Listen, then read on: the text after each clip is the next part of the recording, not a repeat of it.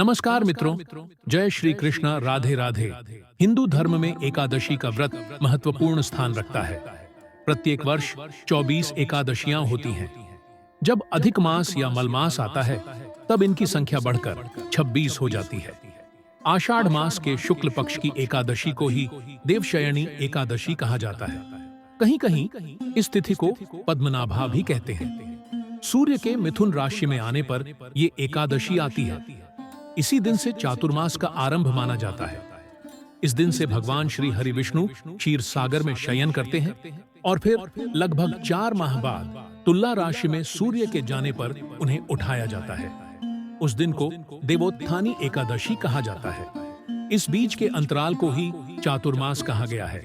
एक बार देवर्षि नारद जी ने ब्रह्मा जी से इस एकादशी के विषय में जानने की उत्सुकता प्रकट की। तब ब्रह्मा जी ने उन्हें बताया, सतयुग में मांधाता नामक एक चक्रवर्ती सम्राट राज्य करते थे। उनके राज्य में प्रजा बहुत सुखी थी, किंतु भविष्य में क्या हो जाए यह कोई नहीं जानता।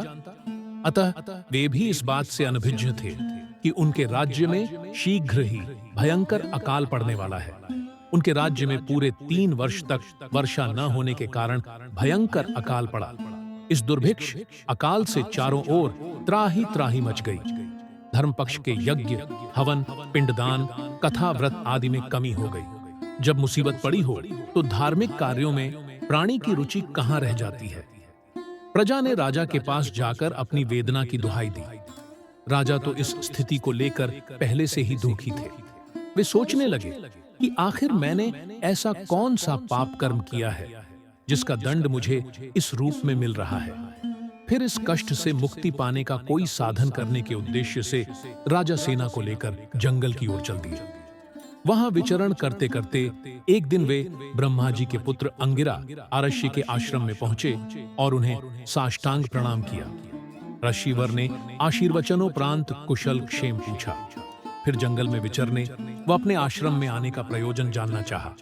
तब राजा ने हाथ जोड़कर कहा, महात्मन, सभी प्रकार से धर्म का पालन करता हुआ भी मैं अपने राज्य में दुर्भिक्ष का दृश्य देख रहा हूं। आखिर किस कारण से ऐसा हो रहा है? कृपया इसका समाधान करें। यह सुनकर महर्षि अंगिरा ने कहा, हे राजन, सब युगों से उत्तम यह सतयुग है। इसमें छोटे से पाप का भी बड़ा भयंकर दंड मिलता है। इसमें धर्म अपने चारों चरणों में व्याप्त रहता है। ब्राह्मण के अतिरिक्त किसी अन्य जाति को तप करने का अधिकार नहीं है, जबकि आपके राज्य में एक शूद्र तपस्या कर रहा है। यही कारण है कि आपके राज्य में वर्षा नहीं हो रही है। जब तक वह काल को प्राप्त नहीं होगा, तब तक यह दुर्भिक्ष शांत नहीं होगा। दुर्भिक्ष की शांति उसे मारने से ही संभव है। किंतु राजा का हृदय एक नरपराध शूद्र तपस्वी का शमन करने को तैयार नहीं हुआ।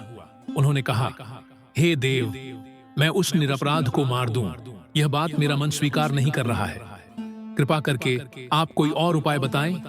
महर्षि अंगिरा ने बताया, आषाढ़ माह के शुक्ल पक्ष की एकादशी का व्रत करें। इस व्रत के प्रभाव से अवश्य ही वर्षा होगी।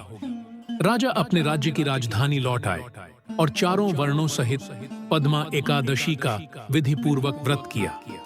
व्रत के प्रभाव से उनके राज्य में मूसलाधार वर्षा हुई और पूरा राज्य धन धान्य से परिपूर्ण हो गया। राधे राधे।